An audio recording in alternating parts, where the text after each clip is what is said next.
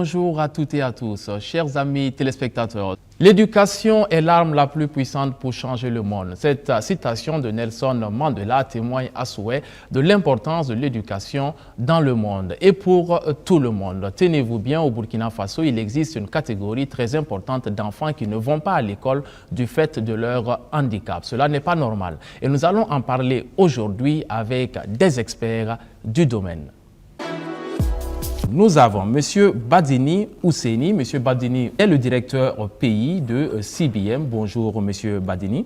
Bonjour. Voilà. Et à l'extrême gauche, nous avons toujours de CBM, M. Traoré Draman. Vous êtes chargé de programme. Bonjour et bienvenue. Bonjour. Voilà. Et juste à ma droite, nous avons M. Zouré Lucien.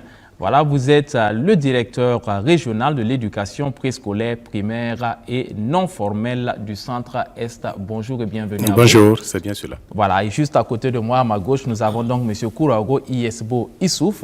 Vous êtes chef de la circonscription d'éducation de base de Garango 1 et point focal du projet. Bonjour. Bonjour. Et bienvenue donc à tous les quatre. Et vous avez aussi sur le plateau des parents et d'autres acteurs qui sont avec nous, qui pourront donc au cours de l'émission prendre la parole. Mais avant donc toute chose, on va situer le contexte. Vous êtes là dans le cadre un projet porté par CBM et M. Badini Ouseni, directeur pays de CBM. Vous allez nous en dire un peu plus.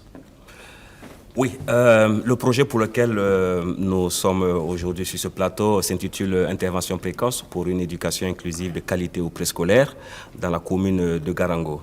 C'est un projet qui est à sa deuxième phase. Et la première phase a eu lieu sur la période 2014-2017 qui concernait et le préscolaire inclusif mais aussi le primaire. Et ce projet a fait l'objet d'une évaluation et d'une capitalisation surtout en 2018 qui aboutit à un recentrage de la suite du projet, donc qui a conduit à ce projet qui est axé désormais sur le préscolaire inclusif. Alors pourquoi le préscolaire inclusif? Parce qu'au niveau de CBM, notre philosophie c'est de faire en sorte qu'il y ait une intervention précoce dans tous les secteurs de la vie sociale. Au niveau de l'éducation, nous avons pensé que lorsque l'enfant est pris en charge au niveau de la santé, mais aussi au niveau de l'éducation très précocement, on lui donne plus de chances d'aller à l'école et d'y rester et d'avoir un cursus scolaire acceptable, normal et régulier au sein des autres enfants. Donc c'est pour cela qu'avec l'accompagnement de la DRPP9 du Centre-Est, depuis 2014 déjà, nous conduisons cette deuxième phase, mais aussi avec le soutien de la commune de Garango et évidemment des autres communautés à l'intérieur desquelles on retrouve les parents des enfants handicapés. Alors donc c'est un projet qui, dans la deuxième phase, a commencé en 2019 pour 3 ans. Et nous sommes arrivés à un moment où on a engrangé quand même des résultats assez convaincants. Et c'est pour cela d'ailleurs que nous sommes là sur ce plateau pour en parler, mais aussi surtout parler des points d'amélioration, donc des insuffisances que nous rencontrons sur le terrain pour ensemble aussi partager l'expérience de notre organisation avec vos téléspectateurs. D'accord, voilà qui est très bien dit. Avant d'en arriver donc aux résultats que vous avez engrangés, on va quand même expliquer comment est-ce que le programme se déroule concrètement. On va aller avec vous, M. Traoré Draman, chargé donc de programme à CBM. Comment concrètement sur le terrain est-ce que le projet est mis en œuvre? Ok, merci. C'est la DRPP9 du Centre Est qui met en œuvre ce programme et nous essayons d'accompagner techniquement et financièrement pour la mise en œuvre avec des actions concrètes par rapport aux résultats attendus de ce programme. Donc nous avions 6 résultats attendus par rapport à ce programme et pour la mise en œuvre, les bénéficiaires, c'est vraiment ces centres d'éducation et d'éveil préscolaire qui sont au niveau de la commune de Garango. Les bénéficiaires, c'est là où déroulent toutes nos actions. D'accord. Monsieur Zouré Lucien, donc, vous êtes directeur régional donc, de l'éducation préscolaire, primaire et non formelle du Centre-Est. Concrètement, comment ça se passe sur le terrain? Bon, ce qui se passe sur le terrain, comme il a si bien dit, la direction régionale de l'éducation préscolaire, primaire, non formelle du Centre-Est dont j'ai la charge, est chargé de la mise en œuvre du projet. Dans la zone d'intervention se trouve au niveau de Garango, la commune urbaine qui est située dans la province du Boulgou. Alors à ce niveau, il faut reconnaître quand même que avant qu'on aille à la mise en œuvre, je pense qu'il y a eu en rapport avec le partenaire technique et financier, je vais parler de CBM, une planification des différentes opérations. Et à travers cela, nous avons eu quand même à dérouler un plan d'action opérationnel qui permet justement aux parties prenantes de pouvoir aller à la mise en œuvre. Et à ce niveau, nous avons quand même un certain nombre d'acteurs qui, sont aux côtés de la direction régionale pour faire en sorte que le projet puisse atteindre ses résultats. Et je citerai, l'organisation catholique diocésaine pour le développement économique et social de Tinkodogo. Nous avons également la direction régionale de la santé à travers justement le district sanitaire de Garango. Nous avons la mairie de Garango qui s'occupe quand même de la mobilisation sociale. Vous savez, nous sommes dans une décentralisation intégrale. Il est tout à fait nécessaire que les collectivités nous appuient si nous voulons par exemple que nos actions soient beaucoup plus pertinentes et qu'elles puissent faire en sorte que nous puissions réaliser des résultats. Il est vraiment, déplacé de ne pas impliquer fortement la collectivité territoriale. Ce qui est fait.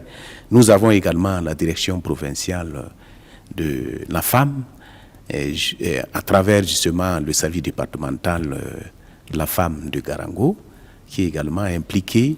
Nous avons des organisations et nous avons aussi les associations des parents d'élèves, les mères éducatrices.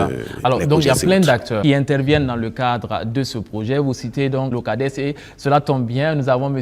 Ilenga Julien qui est avec nous. Il est de l'OCADES à Tinkodogo. Voilà, vous avez le micro. Dites-nous donc, qu'est-ce que vous faites concrètement donc, dans le cadre de l'inclusion éducative? Merci beaucoup. L'OCADES Caritas Tinkodogo à travers RBK Garango participe au projet de l'éducation inclusive CBM depuis le début.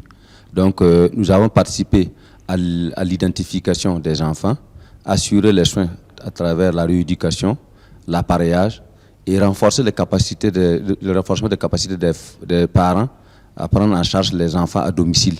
Et nous avons participé aussi à l'orientation de ces enfants dans les différentes écoles. D'accord. Monsieur Kouraogo Iesbo Issouf, concrètement, comment ça se passe sur le terrain? Je vous remercie. Oui. Et concrètement, sur le terrain, nous avons la construction des CETIS. Ici, nous entendons par CETIS les classes transitoires d'inclusion scolaire. Et en quoi consistent ces classes? Bon, une classe transitoire d'inclusion scolaire consiste à recruter dans un premier temps des enfants malentendants, c'est-à-dire ceux qui ont des déficiences auditives. Bon, communément, les gens appellent ces derniers-là des sourds-muets, mais nous les appelons en termes de malentendants. Et au lieu de procéder directement à l'inclusion, alors les maîtres, grâce à l'apport de CBM, sont formés en langue des signes. Alors donc, ces enseignants-là prennent en charge ces enfants-là sur le plan pédagogique 2 ans durant, savoir les CP1 et les CP2. Et c'est à l'issue maintenant de la 3e année que ces enfants rejoignent le CE1, donc leurs camarades non dans les mêmes salles de classe. Dans les mêmes salles de classe. Voilà, alors, donc si dans le premier cas, il n'y a que le maître signe, puisque bien entendu avec les malentendants, ils écrivent. Alors maintenant, dans le second cas, c'est-à-dire à partir du CE1, le maître parle pour les entendants, comme d'habitude, et signe maintenant pour les malentendants. Et tout cela grâce à l'apport de CBM qui a formé les enseignants à cet effet. D'accord, voilà. C'est un peu plus clair, je pense, pour les téléspectateurs, vous l'aurez compris. Donc, il y a une première classe transitoire où on forme les enfants directement avec le langage des signes et ensuite ils rejoignent les autres, c'est ça, l'éducation inclusive. Donc, ils sont avec les entendants et tous ensemble suivent le même cours. Alors, est-ce que vous, téléspectateurs, vous savez de quoi on parle? Quand on parle d'éducation inclusive, eh bien, on a voulu le savoir et pour cela, on a fait un micro-trottoir avec vous que je vous invite à suivre maintenant.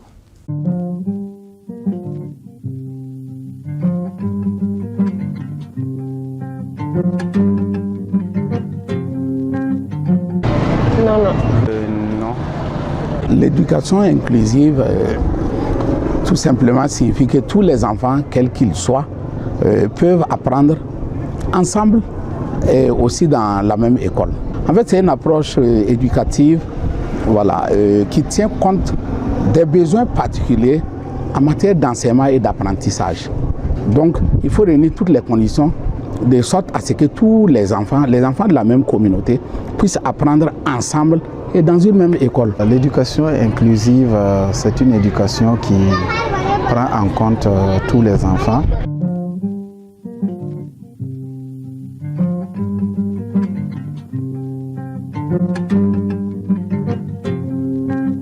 Je crois d'abord c'est l'État et il y a également les enseignants, et les parents et bien sûr les élèves que je peux citer comme vraiment acteurs, sans oublier justement les partenaires techniques et financiers qui vraiment appuient et accompagnent l'éducation inclusive au Burkina Faso. Les acteurs de l'éducation inclusive sont les enseignants, les parents d'élèves. Il y a également des associations qui viennent en aide aux enfants en situation en difficulté. Voilà. Il y a également le premier acteur même, c'est l'État, c'est le ministère.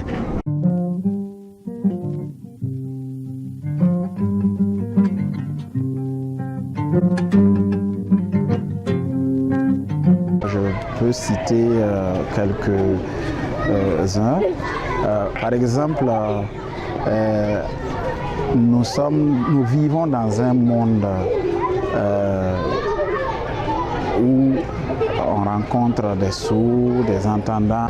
Et pour que ces personnes vivent et contribuent au développement de la société, il est important que dès la base, ils apprennent ensemble et ainsi, plus tard, ils pourront travailler ensemble et pour justement le développement de la nation.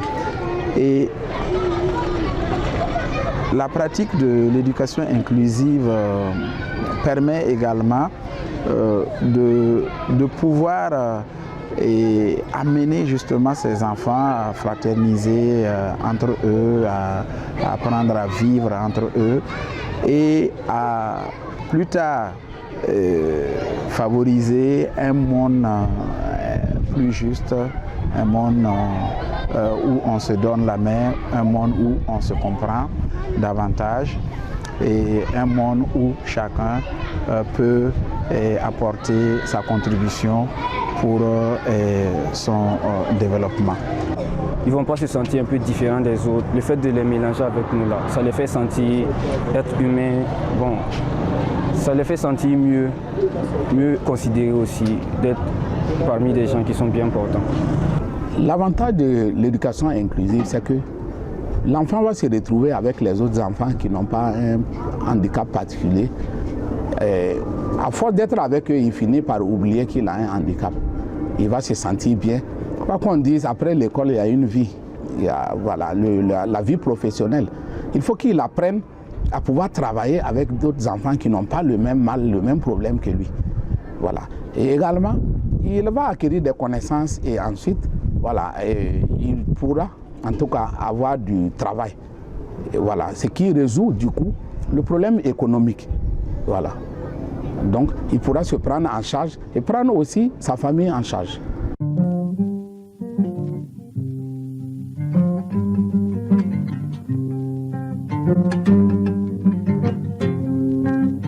Les défis sont nombreux. Il faut qui parle d'éducation inclusive parle d'écoles spécialisées. Alors, il faut préparer l'environnement et même les mentalités. Voilà. Et les élèves qui ont, en tout cas, ces difficultés, je parle des élèves en situation de handicap, doivent être insérés dans des écoles avec les autres élèves. Alors, il faut d'abord préparer les autres à les accepter et les autres à en tout cas les soutenir, les accompagner. Voilà, ça c'est un défi à relever. Et aussi, il faut que l'État puisse mettre des moyens, en tout cas pour les accompagner, Voilà. Il ne suffit pas de les insérer, de les inclure dans l'éducation, de les prendre en compte, mais aussi de les accompagner financièrement. Voilà, parce que, quoi qu'on dise, les écoles doivent être adaptées. Voilà, quelqu'un qui a un handicap, en tout cas, imaginez un peu une école en étage. Il faut prendre des dispositions pour qu'il puisse, en tout cas, rentrer en classe, pour qu'il puisse, en tout cas, s'asseoir convenablement sur des tablements appropriés pour pouvoir prendre les cours. Il faut un peu accentuer l'aide. Il y a certaines classes, par exemple au CEFIS, il y a des malentendants, mais il n'y a pas assez d'interprètes pour les expliquer les cours. Il y a le problème d'emploi. Il y a également le problème de place. Je vais dire au niveau des infrastructures, ce n'est pas toutes les écoles pour l'instant qui accueillent des enfants en situation de handicap comme ça.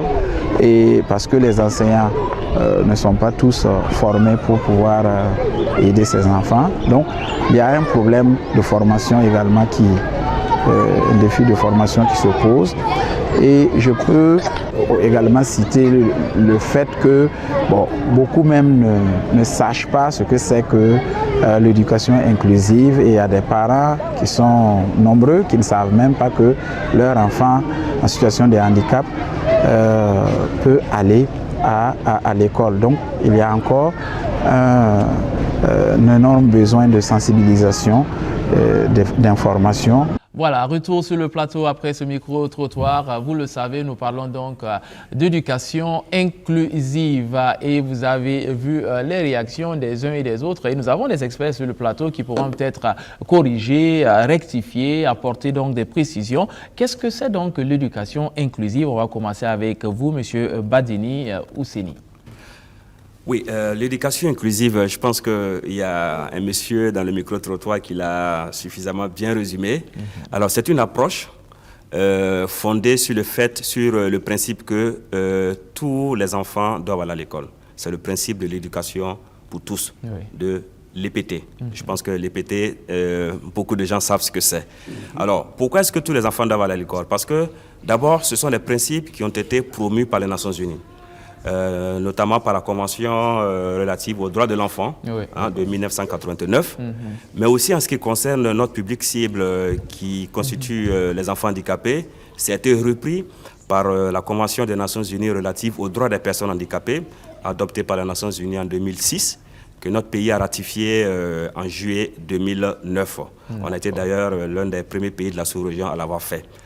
Et il faut aussi dire que sur le plan... Apparemment, excusez-moi, il y a un enfant qui n'est pas du tout très à l'aise d'être là. Il n'a pas l'habitude d'être au milieu des gens. Peut-être qu'il veut sortir, peut-être. Ça aussi, c'est lié au handicap. Ah, ok. Ça, c'est un exemple de ce que les enseignants vivent en classe, par exemple. Vous voyez, les enseignants vivent les mêmes situations que nous vivons sur le plateau. Vous voyez, et vous voyez un enseignant qui est en plein cours et qui voit son cours perturbé par un enfant qui le fait inconsciemment comme ça, ça veut dire qu'il y a beaucoup à apprendre aux enfants.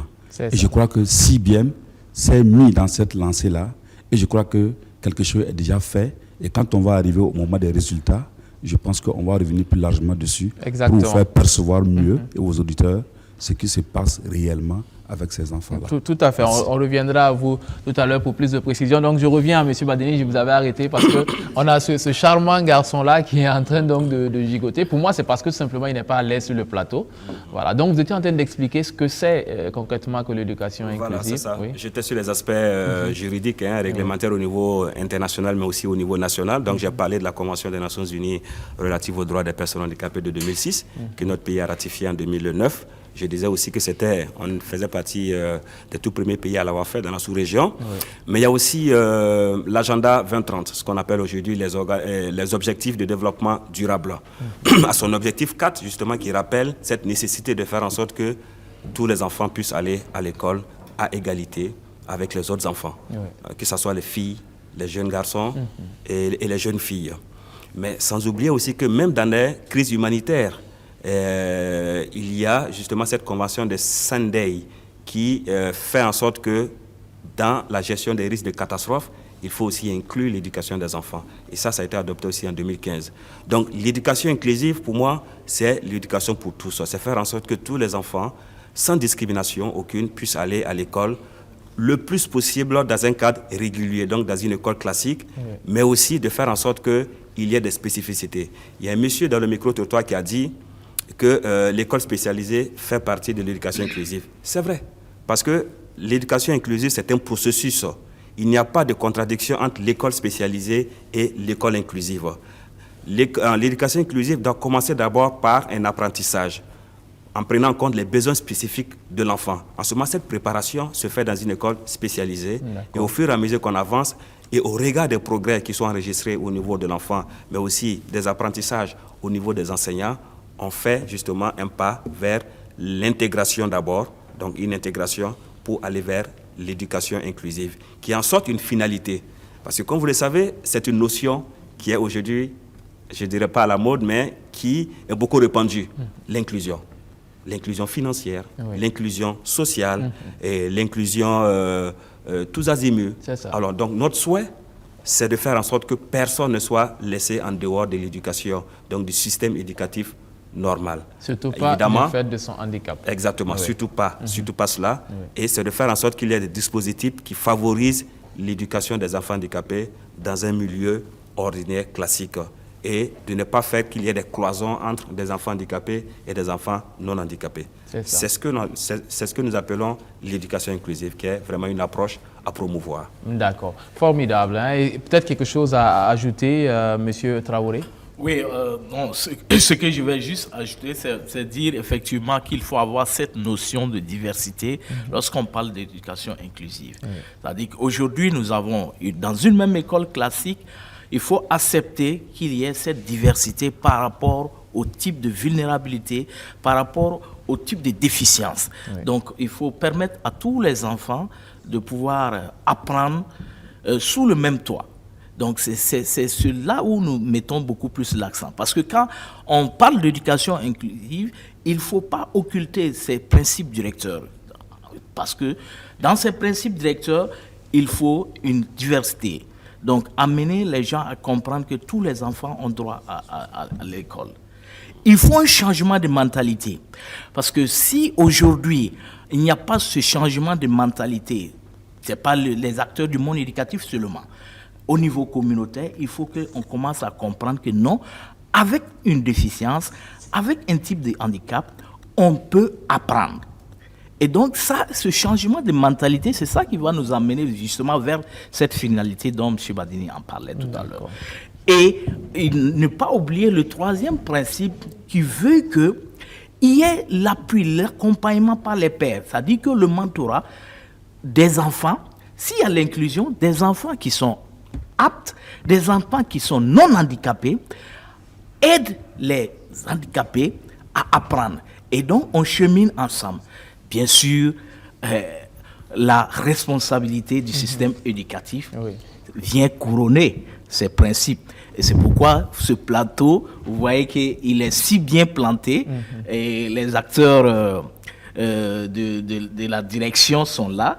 Et donc, ils travaillent pour mettre en œuvre ces orientations politiques du ministère en matière de système éducatif. Donc, voilà un peu ce que je voulais ajouter par rapport vraiment à cette notion d'éducation inclusive. Parce que pour nous, CBM, lorsque nous faisons des actions, on veut que tous, on comprenne que l'éducation inclusive, ça doit être l'essence de l'autonomisation de tous les enfants.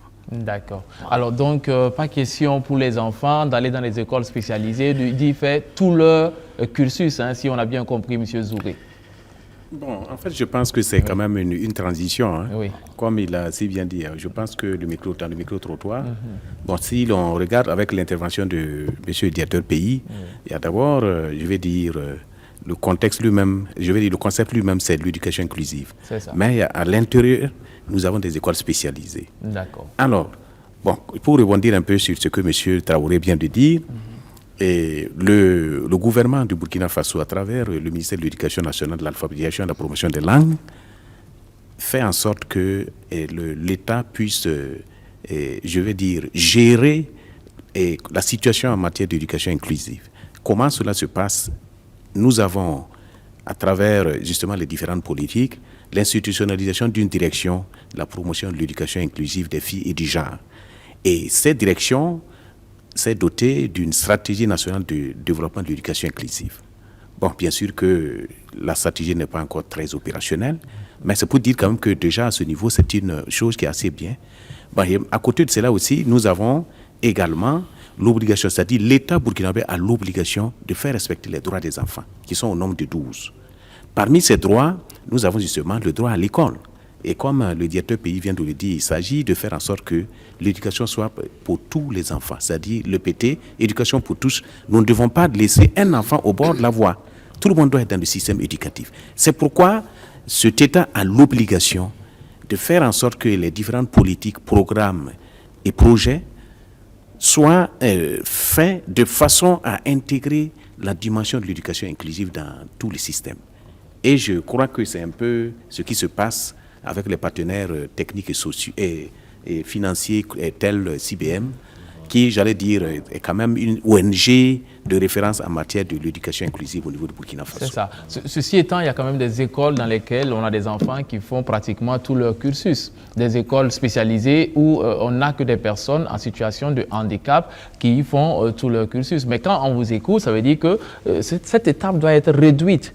C'est juste le temps d'apprendre un certain nombre de rudiments et ensuite ces enfants-là vont suivre le cursus avec les autres enfants. En principe, l'inclusion c'est ça, parce que c'est le principe de non-discrimination. Donc on ne doit pas avoir une école de sourds-muets. Il n'y a pas de séparation, il n'y a pas de cloisonnement.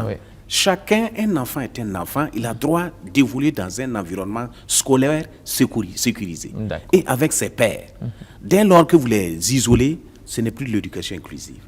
Voyez-vous, et je pense qu'il y a dans le micro-trottoir qui a parlé de ça. Il faut que les enfants évoluent ensemble. Et M. Traoré est encore revenu là-dessus. Il ne s'agit pas. L'inclusion, c'est-à-dire, ce n'est pas stigmatiser l'enseignant. Et je veux dire, l'enfant. Il faut faire en sorte que ce dernier évolue avec ses camarades, ses pairs, en classe, dans la vie. Et comme l'autre a dit, effectivement, ça prépare à la vie. Oui, c'est ça qui est important. Et cette préparation que vous faites, vous l'avez expliqué tout à l'heure, M. Kouraougou, avant que ces enfants en situation de handicap ne rejoignent les autres, vous avez parlé de personnes qui ont des difficultés à entendre. Mais il n'y a pas que ce handicap. Il y a peut-être d'autres handicaps qui sont un peu plus complexes à gérer, non? Oui, si. Bon, je voudrais même dire que l'éducation inclusive est une approche éducative à travers laquelle des enfants présentant une déficience ou non, alors apprennent ensemble dans une même classe ou à l'école. Et bien entendu, cela suppose qu'il y ait l'élimination totale, si possible, de toutes sortes d'obstacles pouvant entraver leur présence à l'école et leur réussite. Alors maintenant, comme M. le directeur régional l'a si bien relevé, nous avions, par exemple au niveau de Garango, toutes les écoles accueillent tous les enfants, quel que soit le type de déficience que qu'un enfant va présenter, il a accès à l'école.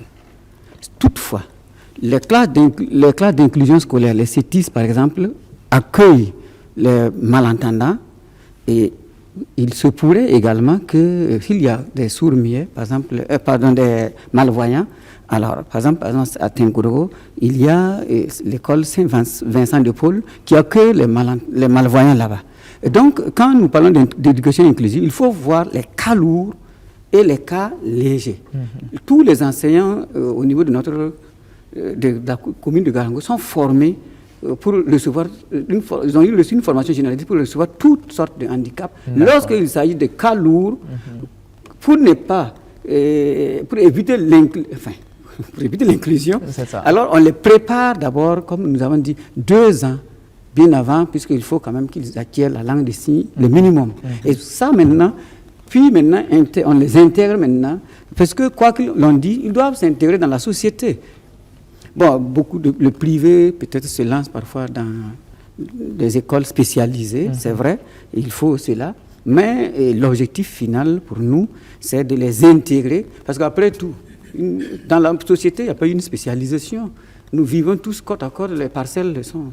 C'est ça. Il n'y a pas de parcelle pour ceci ou cela, oui, n'est-ce pas? C'est juste. Voilà pourquoi les gens, tous parlent de l'inclusion, c'est l'objectif final. D'accord. Donc, il y a des actions qui sont menées, je vois bien. Alors, moi, j'aimerais qu'on revienne quand même sur les résultats, parce que je le rappelais en début, donc, on a, en 2013, c'est les statistiques que moi, j'avais par devers, moi, sur le plan national, donc, je parle du Burkina, on avait 34,6% donc, des enfants en situation de handicap qui n'allaient pas à l'école, qui n'avaient jamais mis les pieds à l'école. Avec ce que vous faites, donc, au Centre S, il y a quand même des résultats. Alors, Monsieur Badini, qu'est-ce qu'on peut dire concernant les résultats, justement, de ce projet? Alors, les résultats, je n'ai pas les chiffres, mais je pense qu'il y a d'autres personnes plus habilitées que moi sur ce plateau pour en parler. Ce que je voulais dire, c'est que l'ensemble des résultats qui ont été engrangés, ce n'est pas uniquement de l'intervention de CBM. Parce que ce que nous n'avons pas dit au début, c'est que le projet d'éducation inclusive à Garango fait partie d'un grand projet régional porté aussi par d'autres ONG sœurs qui nous ont accompagnés avec des domaines d'intervention qui ne sont pas directement liés au préscolaire sur lesquels nous travaillons. Je pense par exemple à l'ONG Light for the World, je pense aussi à la Fondation Liliane, je pense aussi à l'ONG Humanité et Inclusion, mais qui travaille plus sur la province du Boulougou, donc Tenkodogo plutôt que Garango. Je vais dire la commune urbaine de Garango, nous on est focalisé sur Garango. Mais aussi il y a d'autres partenaires comme la direction régionale de la santé du Centre Est, notamment le district sanitaire de Garango. Ce que je n'ai pas dit lorsque j'ai parlé un peu de ce que c'est que l'éducation inclusive, c'est que l'éducation inclusive ne peut pas se faire uniquement avec le système éducatif. Il y a à côté d'autres acteurs qu'il ne faut pas ignorer, notamment la santé. Parce qu'un enfant handicapé, on parle de déficience. Et lorsque la déficience n'est pas soignée, lorsqu'elle évolue négativement, l'enfant tombe dans une situation de handicap. Mais qui peut justement empêcher que l'enfant tombe dans la situation de handicap? C'est la santé. Pas que la santé, mais la santé joue un grand rôle. Donc un enfant déficient, quelle que soit la déficience qu'il a besoin de soins adaptés à son handicap. Déficient auditif, il a besoin d'avoir des séances d'audiologie, il a besoin d'avoir d'autres types de séances très très poussées pour pouvoir justement avoir au moins un minimum d'audition. S'il perd complètement l'audition, évidemment, il faut lui apprendre la langue de signes. C'est ça. Un enfant déficient intellectuel, donc qui a des retards de développement, donc de compréhension, mais il faut de la psychologie, il faut un psychologue pour pouvoir le suivre, il faut d'autres types de métiers spécialisés.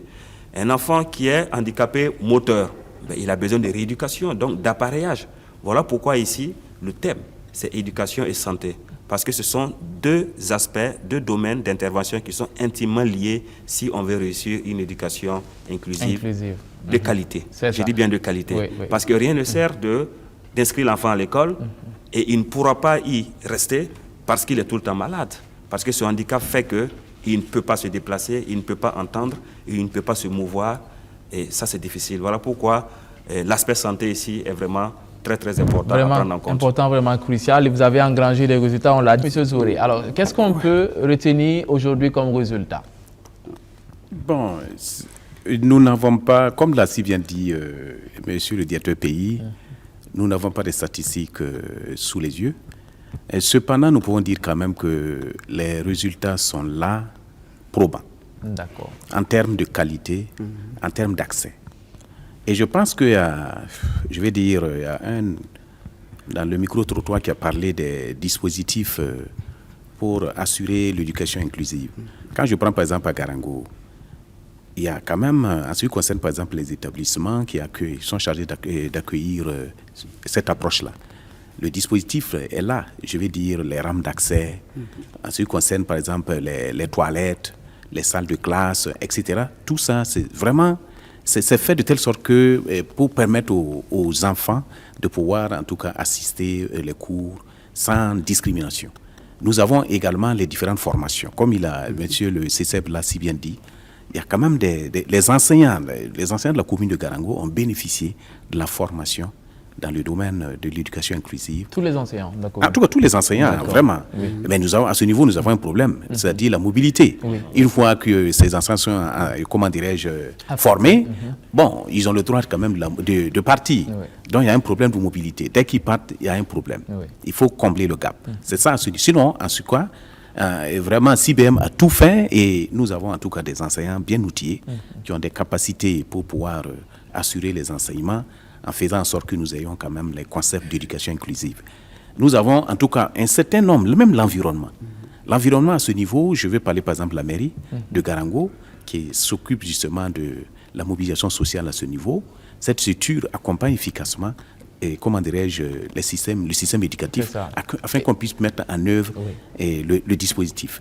Mais je n'oublierai pas. Il y a beaucoup plus d'enfants en situation de handicap qui sont aujourd'hui scolarisés dans les différentes écoles de Garango. Justement, à ce niveau, nous avons autour de 614 que nous avons identifiés qui sont dans le système présentement qui bénéficient de l'éducation inclusive. 614 614. C'est très bien. Bon, mais je voudrais quand même dire une chose.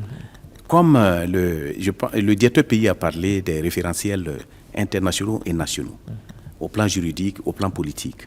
Mais je voudrais dire que pour que l'État puisse jouer sa partition, il y a justement l'obligation pour ce dernier de pouvoir faire en sorte que toutes les politiques éducatives puissent, je vais parler par exemple les politiques, les programmes, les projets, puissent tenir compte des concepts d'éducation inclusive. Et au niveau de la commune de Garango, Monsieur le directeur pays a eu à dire, il y a effectivement d'autres partenaires techniques et financiers qui accompagnent l'éducation inclusive. Il a parlé par exemple de Life for the World, bon, et il y a l'OCADES également. Et il faut reconnaître que tout cela s'est fait en droit fil, je vais dire en droite ligne même par rapport à la philosophie, à la vision même du ministère. Si bien que ce dernier a mis en place 2 instances. Il y a d'abord le comité national de pilotage qui se réunit chaque année au niveau de Garango avec tous les partenaires techniques et financiers impliqués dans l'éducation inclusive pour voir ce qu'il y a lieu de faire et donner des grandes orientations. Et il y a ensuite le comité de suivi technique et d'évaluation qui se réunit tous les tous les trimestres pour faire une planification des activités. Alors, je vois que l'organisation est bien huilée, M. Zo. J'aimerais qu'on reste sur les résultats, si vous permettez. Sur les résultats, formidables. Bien, merci. Par rapport aux résultats, ce que je voudrais ajouter, quand on parle de résultats, il faut situer en plusieurs domaines. Si vous prenez aujourd'hui les infrastructures, en plus de la réalisation des 7 CETIS, les classes d'inclusion scolaire par CIBM, il y a l'accessibilité de ces locaux. Si vous allez aujourd'hui dans ces centres d'éveil d'éducation préscolaire, au niveau de Bougla, Ladembou, au niveau des Zanga, nous avions fait de l'accessibilité de ces structures une de nos priorités. Accessibilité par rapport à quoi? Vous savez qu'il y a des règlements en termes de rampes.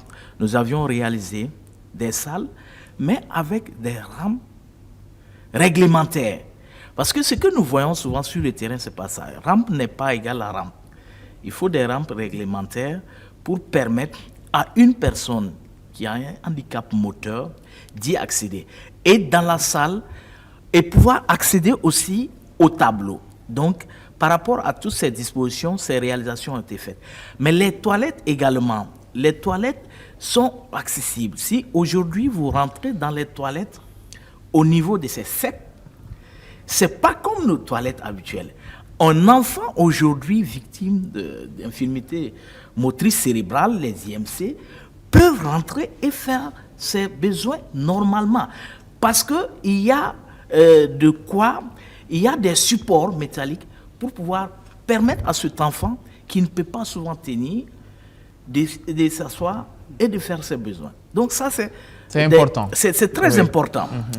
Il y a les aires de jeu. Et au niveau de tous ces aires de jeu, l'accès, les différents casillages qu'il faut pour permettre aux enfants de ne pas être exposés à des risques de chute.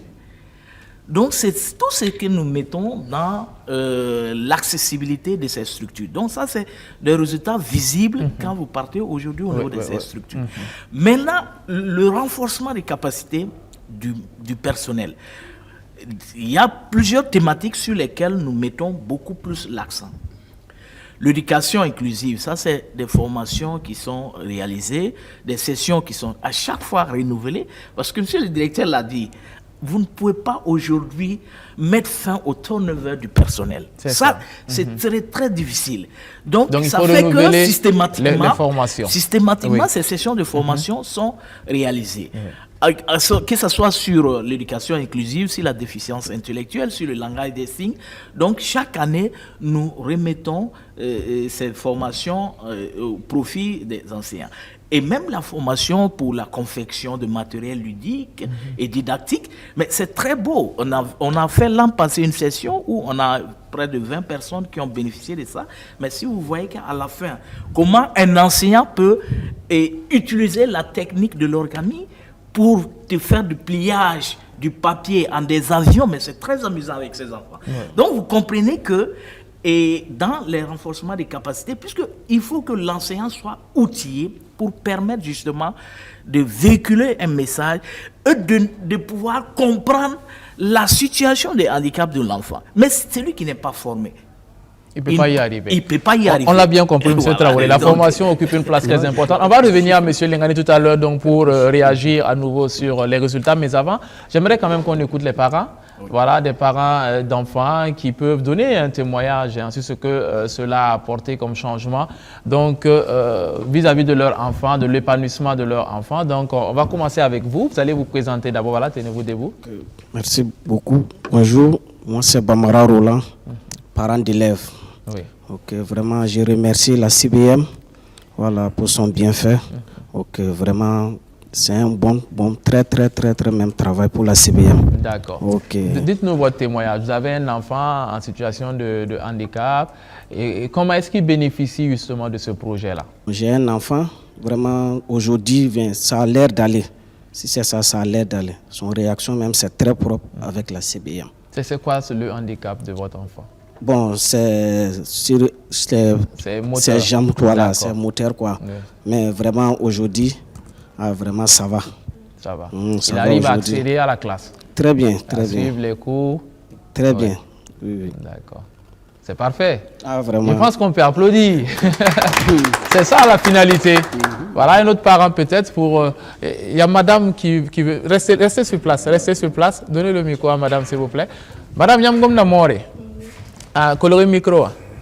Yam tara biga ntara handicapé. Mam tara biga paralysé. Paralysé à Carson. Ok. La Kirenga. D'accord. La projet wa CBM wane projet wa asonga yam biga modèle bogo. Ça sida amana nere. Son tun biga. Parce que maman a pide biga ka kenye. La bilbil fan morame ala ka kolgo da tabe la mahawa a kolgo da taba alem da ne taba ya sila han kenni e kolonga mana neri ina puhubla barkananda. OK. Merci beaucoup. On peut l'applaudir très fort. Voilà pour les téléspectateurs qui ne comprennent pas le Moré.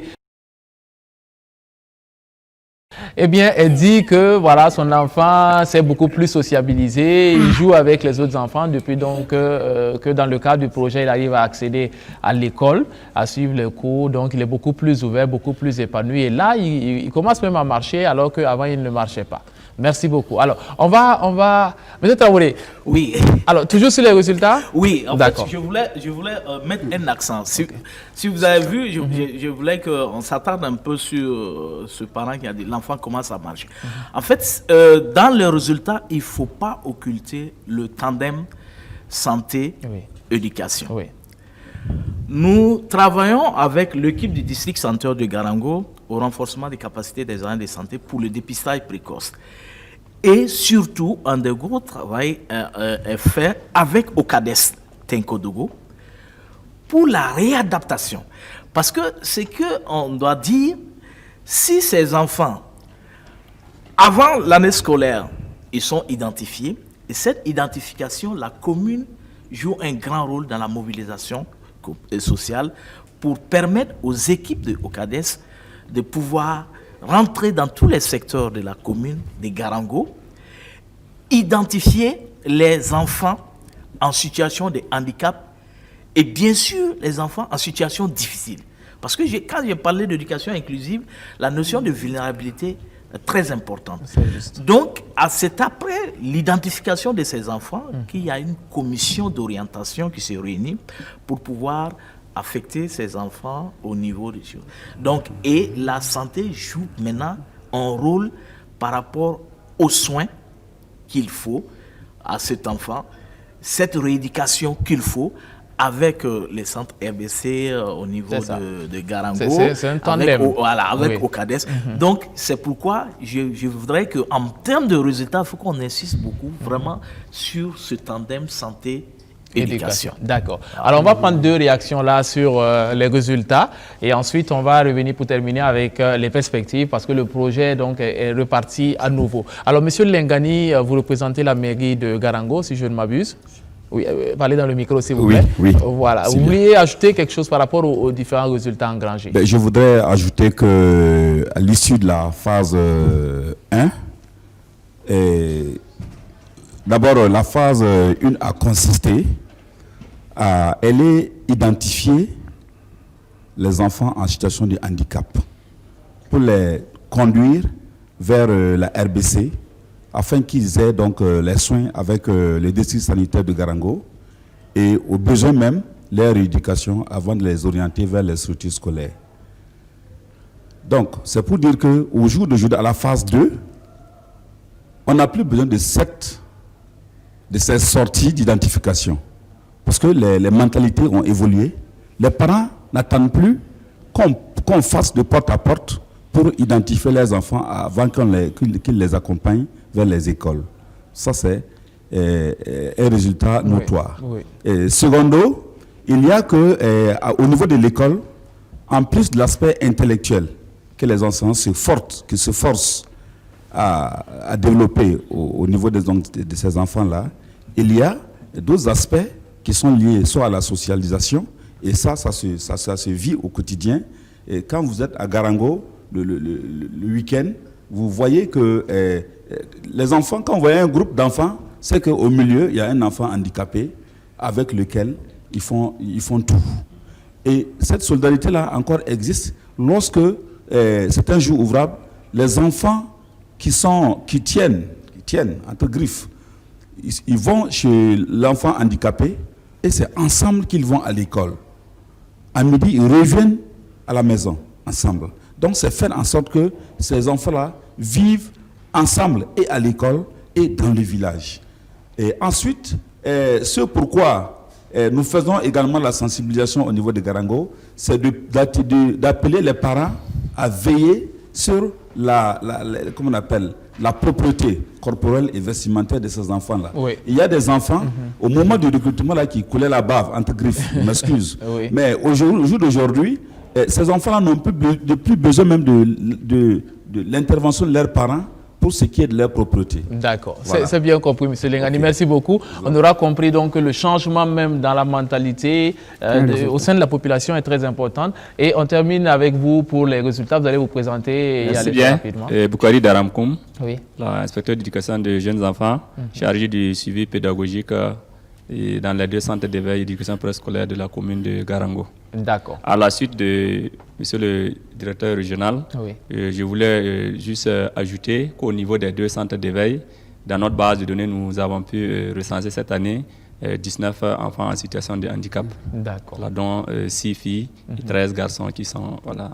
Formidable. Voilà. C'est fini l'époque où on gardait les enfants handicapés à la maison, on ne veut pas les envoyer à l'école. Voilà, franchement, aujourd'hui, c'est une réalité. À Garango, voilà, c'est bon. Et nous avons une base de données.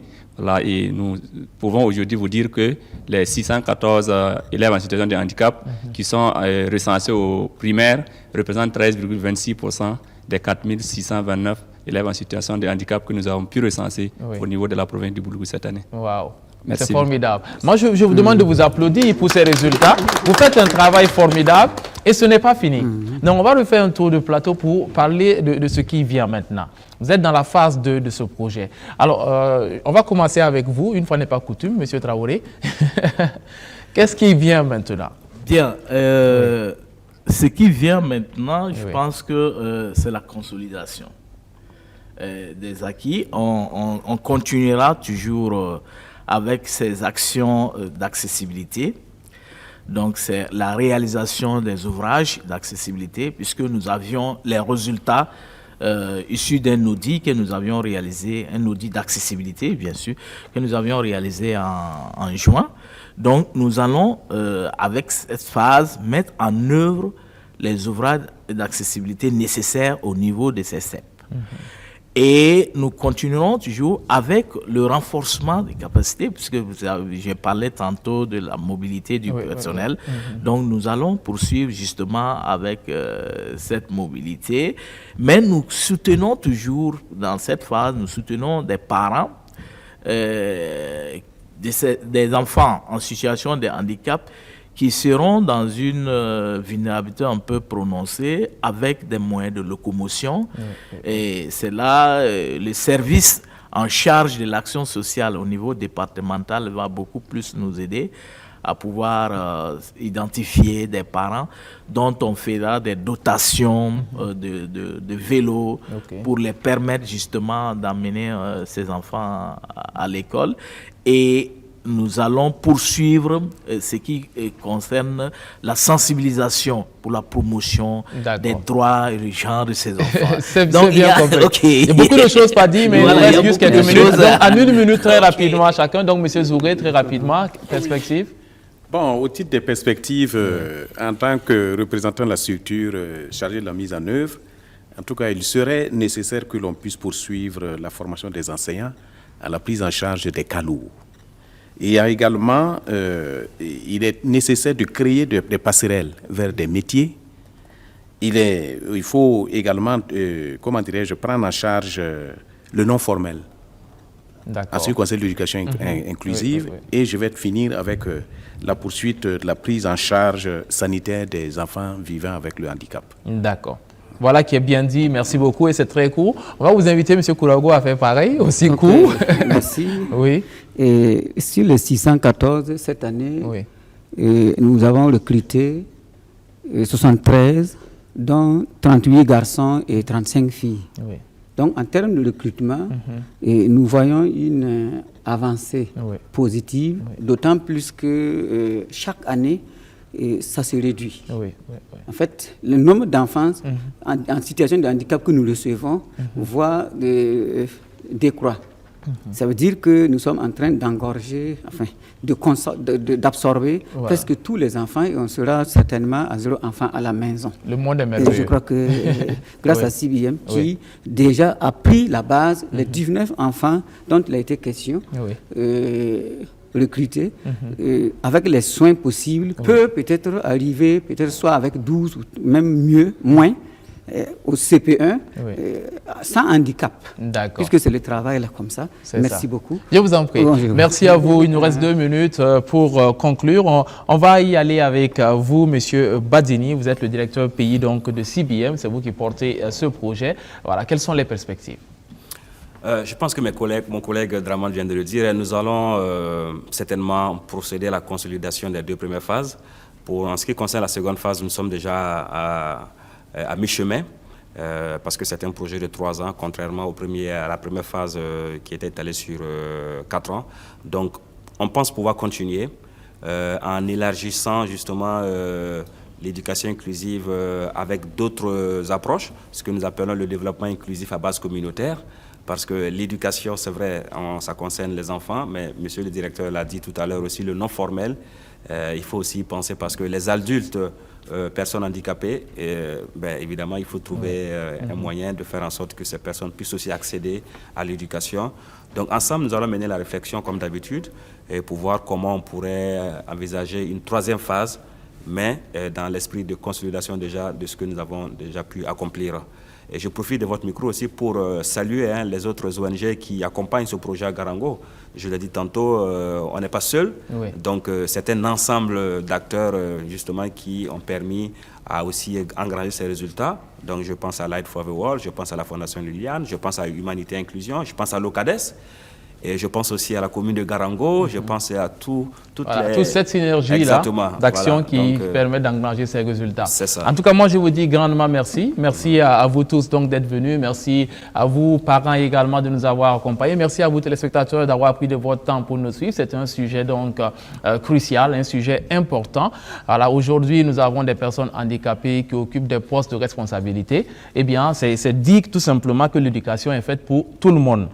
Alors, il y a M. Lengani de la mairie de Garango qui souhaite aussi ajouter quelque chose. Allez-y, vous avez le micro. Voilà, okay. Je voudrais donc, au nom donc, du conseil municipal de Garango et de son maire, remercier CIBM pour son intervention qui permet à bon nombre d'enfants, donc à tous les enfants de Garango d'aller à l'école aujourd'hui et profiter donc de l'occasion pour dire merci donc, à la direction régionale en charge donc, du projet, les inspecteurs et l'ensemble des enseignants donc, de la commune de Garango. D'accord. Merci beaucoup, Monsieur Lengani. L'éducation modifie, elle corrige, l'éducation améliore les bons, elle fortifie les faibles. C'est une citation de Alexandre Dumas fils. Et c'est avec cette citation qu'on va se dire au revoir en espérant donc que désormais vous ayez un autre regard sur le handicap. Ciao, bye bye et à très bientôt.